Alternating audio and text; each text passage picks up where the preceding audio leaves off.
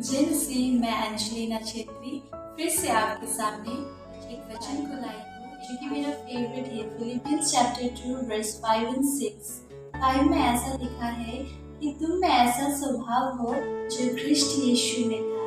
मैं आज इस स्वभाव के बारे में बात करना चाहती हूँ जो कि हम हर एक क्रिश्चियन के लिए बहुत ज़रूरी है। बहुत बार हम बाइबल पढ़ते हैं, प्रार्थना करते हैं, उपवास करते हैं, और हमारा स्वभाव जैसा का वैसा ही रहता है। पर प्रभु आज यहाँ पर पाउल हमें इनकरेज करते हैं कि हमारा स्वभाव जो है, हमारा कैरेक्टर जो है, वो ख्रिस्ट यीशु के स्वभाव में बदल जाना है। परमेश्वर का वचन कहता है 5 में कि तुम्हारा स्वभाव वैसा हो जैसा ख्रिस्ट यीशु का था। सच में यहाँ पर परमेश्वर का वचन हमें सिखाता है कि परमेश्वर का स्वभाव जो प्रभु यीशु ख्रिस्त का स्वभाव था वो आज हम में होना है। आगे वचन कहता है कि परमेश्वर होते हुए भी प्रभु यीशु ने अपने सिंहासन को एक पकड़ने वाली वस्तु ना समझा और वो उसको छोड़कर इस संसार में आ गए। सच में कितनी बड़ी बात है कि प्रभु होते हुए भी, वो परमेश्वर होते हुए भी, वो स्वर्ग में होते हुए भी उन्होंने उस सिंहासन को एक पकड़ के रखने वाली वस्तु ना समझी, पर उसको छोड़कर वो इस धरती पर आए ताकि आप और मुझे वो बचा सके, उस पाप के दलदल से उद्धार दे सके। मुझे इसमें सबसे बड़ी और सबसे सुंदर बात क्या लगी कि उन्होंने उस सिंहासन को, उस पोजीशन को, उस कंफर्ट को एक पकड़ के रखने वाली वस्तु ना समझी, उन्होंने उसे छोड़ दिया। आज बहुत बार हम उस चीज को, हमारे जीवन में रहे उस वस्तुओं को हम नहीं छोड़ पाते हैं। हम टाइटल्स को नहीं छोड़ पाते हैं, हम पोजीशन को छोड़ नहीं पाते, हम चेयर्स को नहीं छोड़ पाते हैं, हम बहुत बार अपने आप को छोटा नहीं कर पाते हैं। हमें बहुत बार लगता है कि मैं बड़ी हूँ, मैं बड़ा हूँ, मैं ऐसा हूँ, मैं फलाना हूँ, मैं ऐसा व्यक्ति हूँ, मैं इतना पढ़ा लिखा व्यक्ति हूँ, मैं इतना सुंदर व्यक्ति हूँ, मैं इतना अच्छा गाती हूँ, मैं इतना अच्छा बजाता हूँ। सच में बहुत सारी चीज़, और मैं बहुत धनवान भी हूँ। बहुत बार हम ऐसा भी सोचते हैं। बहुत बार लगता है कि मैं एक बड़ा सा जॉब में होल्ड करता हूँ ना। इस सब चीज़ को हम ऐसे पकड़ते हैं। उदाहरण के लिए, जैसे अगर परिवार में एक पापा ये कहते हैं कि मैं तो एक पापा हूँ, मैं घर में कमाता हूँ और मुझे दूसरे कामों को नहीं करना है। उसी तरह कोई बच्चे ऐसे सोचे कि मेरा ये काम नहीं, ये तो मम्मी का काम है, पापा का काम है। जी नहीं, हमें ऐसा बनना है कि हम एक परिवार में भी एक दूसरों को हेल्प करके साथ में आगे बढ़ें।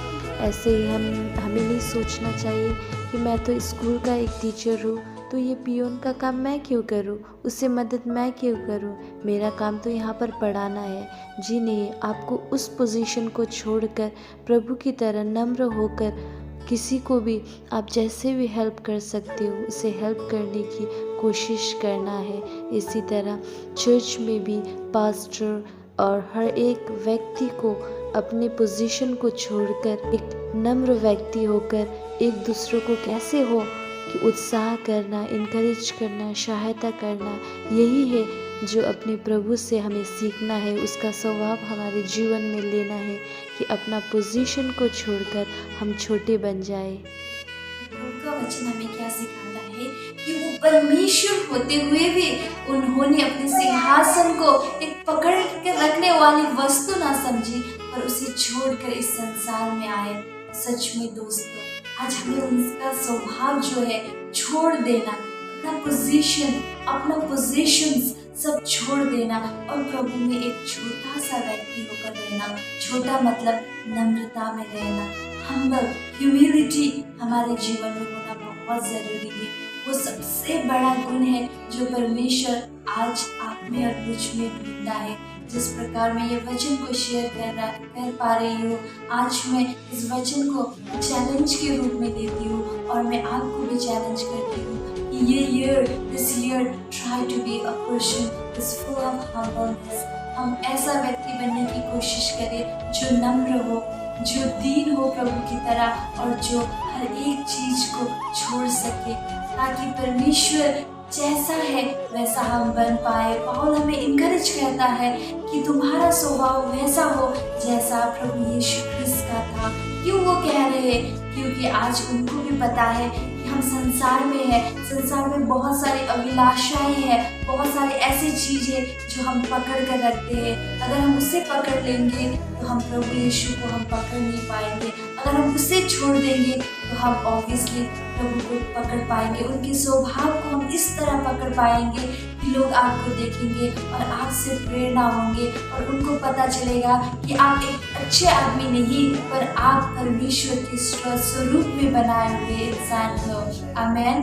परमेश्वर का इस वचन से आप सभी को आशीष हो।